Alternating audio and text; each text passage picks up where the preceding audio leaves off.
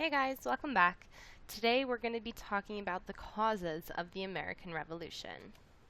So our objectives for today, you're going to describe the reasons why colonists rebelled, and you're going to explain the major laws, British laws, that led to this revolution.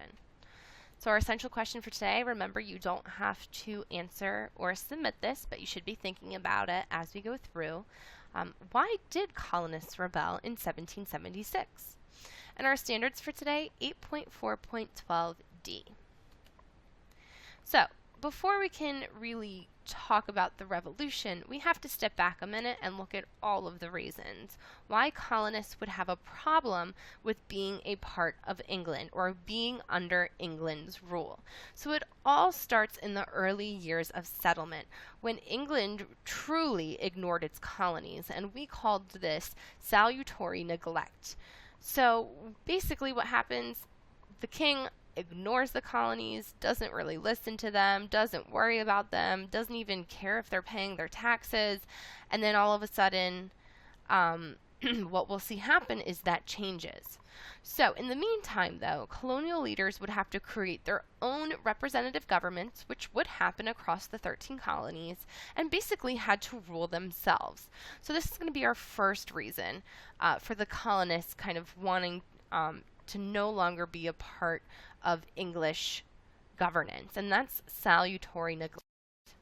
So like we said, we will see some meetings of representative governments. Here's the example of the first meeting of the Virginia Assembly, which will later be called, or will also influence other assemblies as well. So the House of Burgesses, which will be in Virginia, which was established in 1619 and is what this is called. It was the first representative assembly in the Americas. And by 1750, each one of the 13 colonies had its own elected assembly to decide on laws or any major decisions that the colonies needed to make. Now, by 1754, we know that the colonists would actually be in a war against the French and their Indian allies, and we called this the French and Indian War. And guess what, guys? That's going to be just another reason why the colonists are going to want to rebel. So let's look at it a little bit more deeply. So the French and Indian War, we know that Britain, at the end of the war, needed some help to finance the war with France. They needed money. They're going to actually impose new taxes on the colonists to pay for that war, and the colonists are not going to be happy about that. So that's reason number 2. Reason number 3, the Proclamation Line of 1763. Remember, colonists were forbidden to cross the Appalachian Mountains, to cross past that proclamation line. And Britain had sent troops to the colonies, at least to east of the proclamation line, to help protect them, when in reality it was really just to make sure that taxes were being collected. So the result here, colonists are really going to resent being controlled and being told what to do. Reason number 4, the Sugar Act of 1764, and I briefly talked about this in our last lecture. And the big thing here, guys, it was a tax on sugar and molasses, which, if you're British, you drink a lot of tea, and tea is pretty good with sugar in it. So that's going to be a huge problem for them. So even though this isn't going to affect all of the colonists, the idea of getting another tax, that's going to really be the growing issue there. Number 5, the Quartering Act in 1765. So this is when colonists had to provide food, housing, blankets, pretty much whatever they wanted, or needed, I should say, for the British soldiers. And this was absolutely hated by the colonists because they were being forced to do something that was actually against their natural rights, as John Locke would say. But little could be done against this, so they really couldn't do anything about it. Then in 1765, we have the Stamp Act. This was a tax on any legal documents, on newspapers, on a will, meaning to give your money or your property over after you die, and basically every piece of paper used. So even if you just wanted to write like a quick note to your mom or dad, there was a tax on it. It was pretty ridiculous.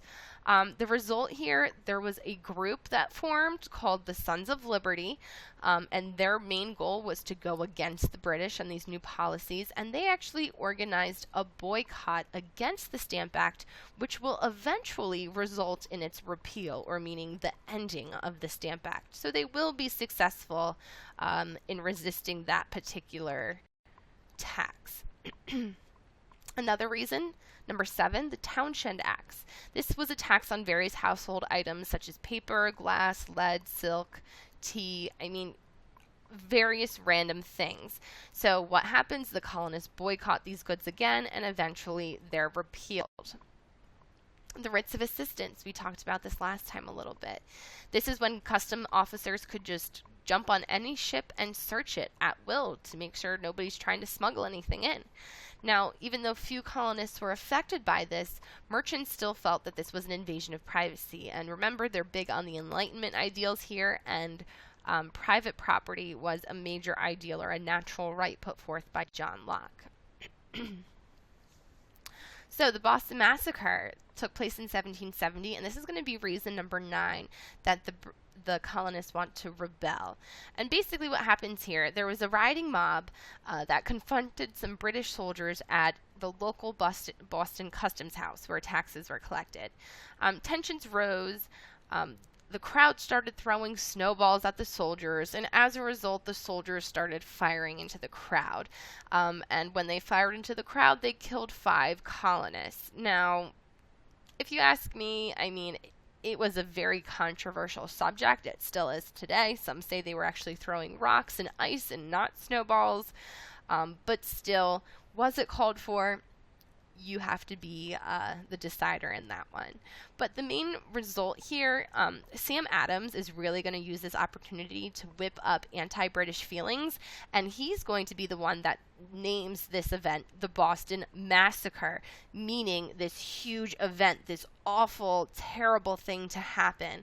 And as a result of it, 2 soldiers are actually going to be found guilty of manslaughter, while 6 were found not guilty, but it's a small victory for the colonists. Again, resisting that rule. So in 1773, they're actually going to make another tax. They're going to kind of break down the Townshend Acts and put individual taxes on each thing. And one thing which is going to be a major part of the colonists' lives will be the Tea Act. So many tea merchants in the colonies were cut out of the tea trade because of the British East India Company lowering their tea prices. Basically, this just means that the British took over the tea trade, controlled all of the tea sales, and set the prices, set the taxes, so on and so forth. So the result we're going to see there from that is going to be the Boston Tea Party, and this is actually going to be number 11, why many colonists joined the cause. The Boston Tea Party occurred on December 16th, 1773, where the Sons of Liberty dumped 90,000 pounds of tea into Boston Harbor, basically wasting all of that tea. Nobody would pay for it. And the result of that is actually going to be that the British are going to put forth 2 more acts, the Intolerable Acts, which are also known as the Coercive Acts. And these are going to kind of be where the colonists say enough is enough, and they're going to start, discussing some ways to go against the British even more. So here we see an image of the Boston Tea Party. The colonists actually dressed up as Indians to do this, to try to trick the British. But in reality, many colonists are going to see this as a victory, and this will be done by the Sons of Liberty. So the Intolerable Acts. This is when the British said colonists could no longer hold town meetings, they could no longer meet in public for long amounts of time or even at all, and this is really just trying to control the colonists' lives even more, and it's really just going to make everyone really mad about it. So the result here, the first colonial, or the first group of colonists, is going to come together from across the 13 colonies and form their own government called the First Continental Congress. And what we're going to start seeing as a result of that, individual colonies are going to begin to unify, and we're going to start seeing a more united rebellion against the British. And this will be the first time we see that. And number 13, probably the most important of the reasons. Now, we talked about all of these different taxes that we're going through, all of these ways that the colonists' rights were being taken away and they were being forced to pay more and more money to the British. But the number one reason why the colonists are going to be so upset by these taxes is that they have no way of influencing them, meaning if they don't like them, they're stuck with them. There's nobody over in the British Parliament or the British version of Congress that is sitting there saying, hey, the colonists don't have the money to pay these things, so maybe we shouldn't tax them right now, or maybe we should let up on those taxes a little bit. We call this no taxation without representation, meaning the colonists did not want to be taxed if they did not have anyone over in Britain representing their interests. They had nobody there to speak for them in Parliament and to help share their ideas as well as their needs as a part of the British Empire. So the result here, many colonists are going to really resent not having a say in their own affairs. And this is really going to become the rallying cry for the British Revolution, or excuse me, for the American Revolution against the British.